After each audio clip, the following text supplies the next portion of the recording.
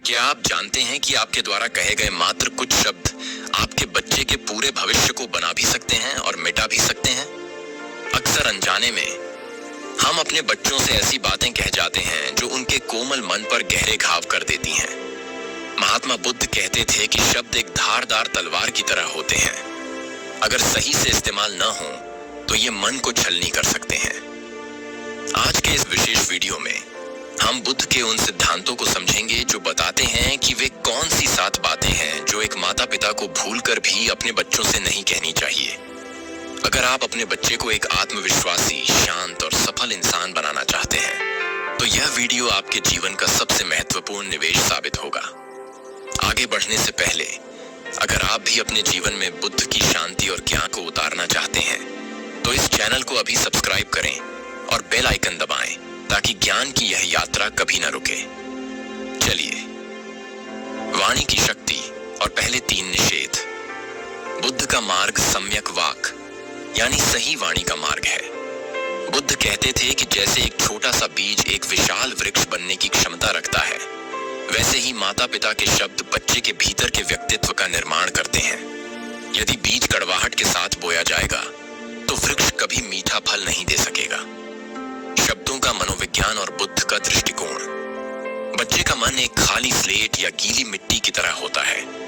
उसे जैसा आकार दिया जाएगा वह वैसा ही बन जाएगा। जब हम बच्चों से कुछ कहते हैं तो वे केवल शब्दों को नहीं सुनते, वे उन भावनाओं को अपने भीतर गहराई से उतार लेते हैं। बुद्ध ने सिखाया कि हमारे विचार ही हमारे अस्तित्व का निर्माण करते हैं। यदि माता पिता बच्चों के मन में नकारात्मक विचार डालेंगे तो बच्चे का पूरा जीवन उन विचारों के बोझ तले दब जाएगा। आइए जानते हैं वे पहली 3 बातें जो बच्चों के भविष्य को नष्ट कर सकती हैं। पहली बात, तुलना करना। तुम उसके जैसे क्यों नहीं हो? महात्मा बुद्ध की शिक्षाओं में अद्वितीयता का बड़ा महत्व है। बुद्ध कहते थे कि संसार का हर प्राणी अपने आप में पूर्ण है। जब एक माता पिता अपने बच्चे की तुलना किसी दूसरे बच्चे, भाई बहन या पड़ोसी से करते हैं तो वे अनजाने में बच्चे के भीतर ईर्ष्या और हीन भावना का जहर घोल रहे होते हैं। तुलना करने का अर्थ है बच्चे को यह बताना कि वह पर्याप्त नहीं है। बुद्ध का एक प्रसिद्ध प्रसंग है जिसमें वे कहते हैं कि सूरज और चांद दोनों अपने अपने समय पर चमकते हैं। कोई किसी से छोटा या बड़ा नहीं है। उदाहरण, मान लीजिए एक बच्चा चित्रकारी में बहुत अच्छा है लेकिन गणित में कमजोर है। अगर माता पिता कहें, देखो तुम्हारे दोस्त के गणित में कितने अच्छे अंक आए हैं, तुम क्यों ऐसे हो, तो बच्चा गणित सीखने के बजाय खुद से नफरत करने लगेगा। उसे लगेगा कि उसके माता पिता उसे वैसा प्यार नहीं करते जैसा वह है। बुद्ध के अनुसार यह बच्चे के भीतर के स्वस्थ विकास को रोक देता है। माता पिता को यह समझना चाहिए कि हर बच्चा अपनी गति से सीखता है। तुलना करना बच्चे के आत्मविश्वास की हत्या करने जैसा है। दूसरी बात, नकारात्मक लेबल लगाना। तुम तो मूर्ख हो या तुमसे कुछ नहीं होगा। बुद्ध ने हमेशा सचेतन रहने की शिक्षा दी। जब हम किसी बच्चे को मूर्ख, नालायक या सुस्त जैसे शब्दों से संबोधित करते हैं तो हम उसके भविष्य की भविष्यवाणी कर रहे होते हैं। बच्चा इन शब्दों को सच मानने लगता है। बुद्ध के दर्शन में नाम और रूप का बड़ा महत्व है।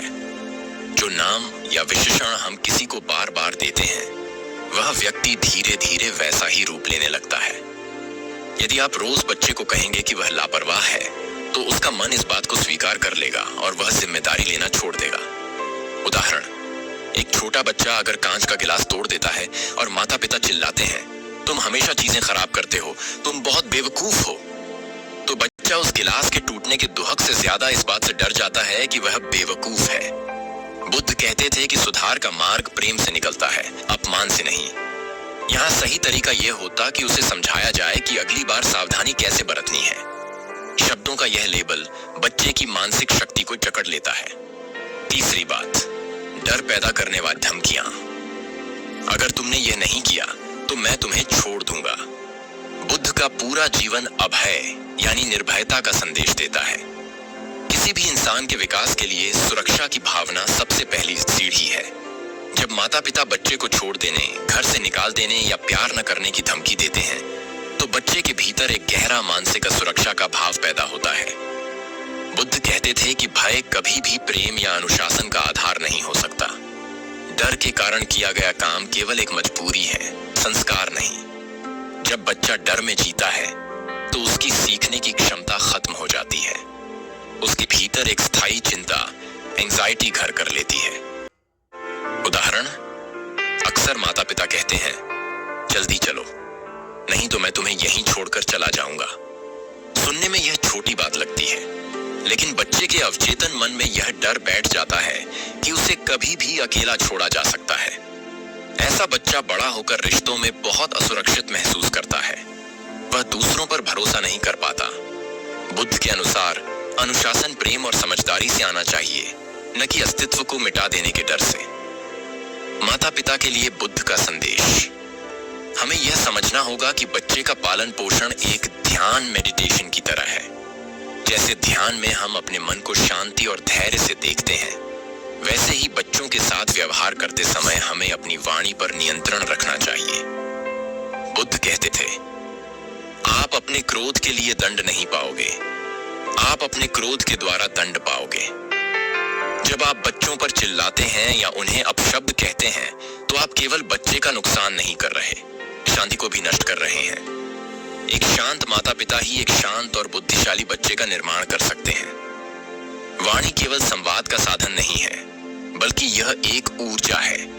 यदि हम बच्चों को प्रशंसा, स्वीकृति और सुरक्षा के शब्द देंगे, तो वे एक स्वस्थ और मजबूत व्यक्तित्व के रूप में उभरेंगे। याद रखें, बच्चे वही बनते हैं जो वे अपने घर के वातावरण में सुनते हैं। मन की गहराई और भावनाओं का सम्मान। हमने जाना कि कैसे तुलना, गलत नाम देना और डर दिखाना बच्चे के विकास को रोक देता है। महात्मा बुद्ध का मार्ग करुणा और प्रज्ञा बुद्धि का मार्ग है।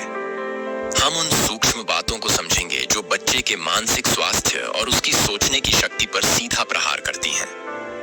चौथी बात, प्रयासों को कम आंकना। इसमें कौन सी बड़ी बात है? बुद्ध कहते थे कि संसार में हर छोटा कदम ही बड़े लक्ष्य की नींव रखता है। जब बच्चा कोई छोटा सा काम भी खुद से करता है, चाहे वह एक चित्र बनाना हो या खुद के जूते के फीते बांधना, तो वह उसके लिए एक बड़ी उपलब्धि होती है। जब माता पिता कहते हैं, इसमें कौन सी बड़ी बात है, यह तो कोई भी कर सकता है, तो वे बच्चे के भीतर के उत्साह को खत्म कर देते हैं। बुद्ध के दर्शन में प्रयास, वीर्य को बहुत सम्मान दिया गया है। यदि हम किसी के प्रयासों का मजाक उड़ाते हैं, तो वह व्यक्ति भविष्य में प्रयास करना ही छोड़ देता है। बच्चा सोचने लगता है कि वह चाहे कितनी भी मेहनत कर ले, वह अपने माता पिता को कभी खुश नहीं कर पाएगा। इससे उसके भीतर नकारात्मकता और उदासीनता जन्म लेती है। उदाहरण, एक बच्चा स्कूल से एक मेडल जीत कर आता है और पिता कहते हैं, सिर्फ खेल में मेडल लाए हो, गणित में क्यों नहीं लाए? यहाँ बच्चे की खुशी एक पल में मर जाती है। बुद्ध के अनुसार बच्चे को उसकी मेहनत के लिए सराहा जाना चाहिए। जब आप उसे सराहते हैं, तो उसके भीतर और बेहतर करने की शक्ति पैदा होती है। उसे यह महसूस कराएं कि उसका हर छोटा प्रयास कीमती है। पांचवी बात, बच्चे को एहसान जताना। हमने तुम्हारे लिए कितना त्याग किया है। यह एक बहुत ही सामान्य लेकिन खतरनाक बात है जो अक्सर घरों में कही जाती है। माता पिता बच्चे को बार बार याद दिलाते हैं कि उन्होंने उसके पालन पोषण के लिए कितनी मुसीबतें झेली हैं। बुद्ध कहते थे कि प्रेम निष्काम होना चाहिए। जो प्रेम बदला या एहसान मांगता है, वह प्रेम नहीं, व्यापार है। जब बच्चे को बार बार त्याग की बातें सुनाई जाती हैं, तो वह अपराध बोध, गिल्ट के नीचे दब जाता है। उसे लगने लगता है कि उसका जन्म ही उसके माता पिता के दुखों का कारण है। ऐसा बच्चा कभी खुलकर जी नहीं पाता। वह हर इस तनाव में रहता है कि उसे किसी न किसी तरह अपने माता पिता का कर्ज उतारना है।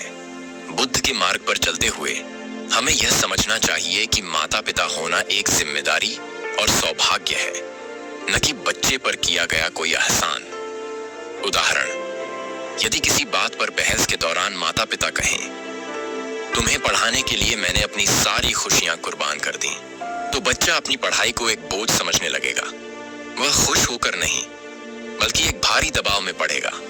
बुद्ध सिखाते हैं कि सेवा और करुणा बिना किसी शर्त के होनी चाहिए। बच्चे को यह महसूस होना चाहिए कि वह परिवार के लिए एक खुशी है, न कि कोई कर्ज या बोझ। छठी बात, भावनाओं का तिरस्कार करना। रोना बंद करो, यह कोई बड़ी बात नहीं है। महात्मा बुद्ध ने दुख को स्वीकार करने की शिक्षा दी। उन्होंने कहा कि जब तक हम दुख को स्वीकार नहीं करेंगे, हम उससे मुक्त नहीं हो सकते। अक्सर जब बच्चे रोते हैं या किसी बात से दुखी होते हैं, तो माता पिता उनकी भावनाओं को यह कहकर दबा देते हैं कि रोना कमजोरी है या यह छोटी सी बात है, इसके लिए दुखी मत हो। भावनाओं को दबाना मानसिक रोगों की जड़ है। जब हम बच्चे को रोने से रोकते हैं, तो हम उसे अपनी भावनाओं को छिपाना सिखा रहे होते हैं। बड़ा होकर ऐसा व्यक्ति कभी अपनी बात स्पष्ट नहीं कह पाता और भीतर ही भीतर घुटता रहता है। बुद्ध के अनुसार मन की अवस्था को समझना और उसे व्यक्त करना ही शांति का मार्ग है।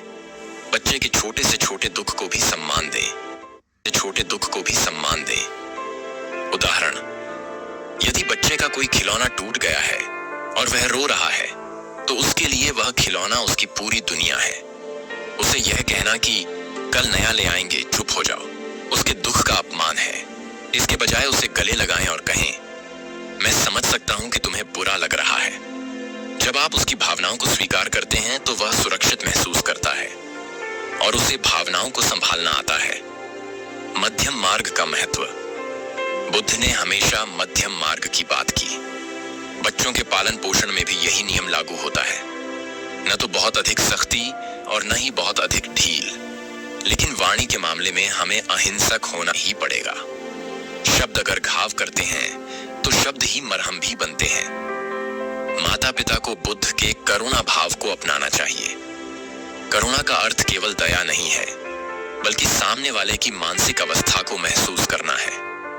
जब आप अपने बच्चे से बात करें, तो खुद से पूछें, क्या मेरे ये शब्द इस बच्चे के मन में शांति पैदा करेंगे या अशांति? बच्चा एक छोटा पौधा है, जिसे प्यार की धूप और समझदारी के पानी की जरूरत है। अगर आप उसे कड़वे वचनों की खाद देंगे, तो वह कभी भी एक छायादार वृक्ष नहीं बन पाएगा। इस चरण का मुख्य उद्देश्य माता पिता को यह समझाना है कि बच्चे का मन बहुत कोमल होता है। वहां वही बोएं जो आप भविष्य में काटना चाहते हैं। बुद्ध कहते थे, जैसे एक माँ अपने इकलौते बच्चे की रक्षा अपने प्राणों से करती है, वैसे ही हर प्राणी के प्रति अपने भीतर असीम प्रेम और करुणा का विकास करें। यही बात बच्चों पर सबसे पहले लागू होती है। पूर्णता का मोह और बुद्ध का मध्यम मार्ग। हमने 6 ऐसी बातों को समझा जो बच्चों के मानसिक और भावनात्मक विकास की नींव हिला देती हैं। अब हम 7वीं सबसे घातक बात और बुद्ध के उन अंतिम सूत्रों की चर्चा करेंगे जो एक परिवार को शांति के केंद्र में बदल सकते हैं। बुद्ध का मार्ग जागरूकता का मार्ग है और एक अभिभावक के रूप में हमारी जागरूकता ही बच्चे का भाग्य तय करती है। 7वीं बात, असफलता पर लज्जित करना। तुम कभी सफल नहीं हो सकते। यह 7वीं बात सबसे विनाशकारी है। जब कोई बच्चा किसी परीक्षा, खेल या जीवन की किसी परिस्थिति में असफल होता है, तो वह पहले से ही टूटा हुआ महसूस करता है। उस समय यदि माता पिता कहें, तुमसे हमें यही उम्मीद थी, या तुम कभी कुछ नहीं कर पाओगे, तो वे बच्चे के भीतर के सीखने के साथ को हमेशा के लिए मार देते हैं। महात्मा बुद्ध ने सिखाया कि परिवर्तन ही संसार का नियम है। आज की असफलता कल की सफलता की पहली सीढ़ी हो सकती है। बुद्ध खुद अपने जीवन में कई बार असफलताओं और कठिन परीक्षाओं से गुजरे, लेकिन उन्होंने कभी हार नहीं मानी। जब हम बच्चे को उसकी असफलता के लिए लज्जित करते हैं, तो हम उसके मन में यह विचार बिठा देते हैं कि असफल होना एक अपराध है। इसके कारण बच्चा भविष्य में नई चीजों को आजमाने से डरने लगता है। उसे लगता है कि अगर वह हार गया, तो उसे समाज और परिवार में अपमानित होना पड़ेगा। उदाहरण, सोचिए यदि एक बच्चा साइकिल चलाना सीख रहा है और वह गिर जाता है। उस समय उसे यह कहना कि तुम तो हमेशा गिरते ही रहोगे, तुम्हारे बस का नहीं है, उसे दोबारा साइकिल छूने की हिम्मत नहीं देगा। इसके विपरीत बुद्ध का मार्ग यह कहता है कि उसे उठाएं और कहें, गिरना सीखने का हिस्सा है, चलो फिर से प्रयास करते हैं। बुद्ध के अनुसार सफलता अंतिम नहीं है और असफलता घातक नहीं है, केवल आगे बढ़ने का साहस ही मायने रखता है। घर को विहार कैसे बनाएं? बुद्ध के 3 महासूत्र। वीडियो के इस अंतिम पड़ाव में हम उन 3 दिव्य सूत्रों की चर्चा करेंगे जिन्हें अपनाकर माता पिता अपने घर के वातावरण को बुद्ध के शांति केंद्र विहार जैसा बना सकते हैं। पहला सूत्र, जागरूकता का द्वार, the gate of awareness. Buddha कहते थे कि बोलने से पहले शब्दों को 3 द्वारों से गुजरना चाहिए। पहला द्वार, क्या यह सत्य है? दूसरा द्वार, क्या यह कहना आवश्यक है? तीसरा द्वार, क्या इसमें करुणा और दया है? यदि माता पिता बच्चों से कुछ भी कहने से पहले मात्र 5 सेकंड रुककर इन 3 द्वारों पर विचार करें, तो वे कभी भी ऐसी बात नहीं कहेंगे जो बच्चे के मन को चोट पहुंचाए। अक्सर हम क्रोध में बिना सोचे बोल जाते हैं और बाद में पछताते हैं। बुद्ध का मार्ग हमें रुकना सिखाता है। जब आप रुकते हैं तो आप प्रतिक्रिया रिएक्शन नहीं करते, बल्कि आप प्रतिसंवाद रिस्पॉन्स करते हैं। दूसरा सूत्र, वर्तमान में उपस्थिति, बीइंग प्रेजेंट। आज के माता पिता बच्चों को खिलौने और सुविधाएं तो देते हैं, लेकिन अपनी उपस्थिति नहीं दे पाते। बुद्ध ने कहा था कि सबसे बड़ा उपहार जो आप किसी को दे सकते हैं वह है आपकी पूर्ण उपस्थिति। जब आप बच्चे के साथ हों तो केवल शरीर से नहीं, मन से भी वहीं रहें। जब बच्चा आपसे अपनी छोटी छोटी बातें साझा करता है तो उसे ध्यान से सुनना ही बुद्ध की सच्ची पूजा है। जब बच्चा सुना हुआ महसूस करता है तो वह सुरक्षित महसूस करता है। उसे बाहर गलत संगति में सहारा ढूंढने की जरूरत नहीं पड़ती। तीसरा सूत्र, प्रेम का बीज, the seed of love. Buddha का एक प्रसिद्ध कथन है, जैसे खेत में वैसा ही अनाज उगता है जैसा बीज बोया जाता है। आपके शब्द बीज हैं। यदि आप प्रेम, विश्वास और धैर्य के बीज बोएंगे तो आपका बच्चा एक आत्मविश्वासी और शांत व्यक्ति बनेगा। यदि आप क्रोध, ईर्ष्या और असुरक्षा के बीज बोएंगे तो परिणाम भी वैसा ही होगा। बच्चे उपदेशों से नहीं, आपके आचरण से सीखते हैं। यदि आप चाहते हैं कि आपका बच्चा शांत रहे तो पहले आपको अपने भीतर बुद्ध की शांति को खोजना होगा। माता पिता के लिए अंतिम संदेश। बुद्ध कहते थे कि मनुष्य का मन एक बाग की तरह है। यदि आप इसमें फूल नहीं उगाएंगे तो इसमें खरपतवार, घास फूस अपने आप उगाएगी। बच्चों का पालन पोषण करना दुनिया का सबसे कठिन लेकिन सबसे पवित्र कार्य है। इसमें किसी विशेष सिद्धि की जरूरत नहीं है, बस थोड़े से धैर्य और करुणा की जरूरत है। आपके बच्चे आपसे पूर्णता, परफेक्शन नहीं चाहते। वे आपसे केवल स्वीकार्यता चाहते हैं। वे चाहते हैं कि वे जैसे भी हैं, चाहे वे कमजोर हों, शरारती हों या धीमे हों, उन्हें प्रेम मिले। बुद्ध ने सिखाया कि प्रेम में ही वो शक्ति है जो किसी भी बिगड़े हुए इंसान को सुधार सकती है। अंगुलीमाल जैसा डाकू भी बुद्ध के प्रेम और करुणा के शब्दों से बदल गया था। तो आपका बच्चा तो आपके अपने ही अंश का रूप है। जब आप अपने बच्चे से बात करें तो यह याद रखें कि आप एक भविष्य का निर्माण कर रहे हैं। आपके द्वारा कही गई एक सकारात्मक बात उसके जीवन का अंधेरा दूर कर सकती है। उसे कभी यह न कहें कि वह कुछ नहीं है, बल्कि उसे यह महसूस कराएं कि उसके भीतर असीम संभावनाएं छिपी हैं। मेरे प्यारे मित्रों, महात्मा बुद्ध की ये 7 बातें केवल शिक्षाएं नहीं हैं, ये एक जीवन पद्धति है। यदि हम आज से ही अपनी वाणी को सुधार लें तो हम न केवल अपने बच्चों का भविष्य संवारेंगे, बल्कि खुद को भी एक बेहतर इंसान बनाएंगे। याद रखें, एक सुखी घर वही है जहां शब्दों का प्रयोग घाव भरने के लिए किया जाता है, घाव देने के लिए नहीं।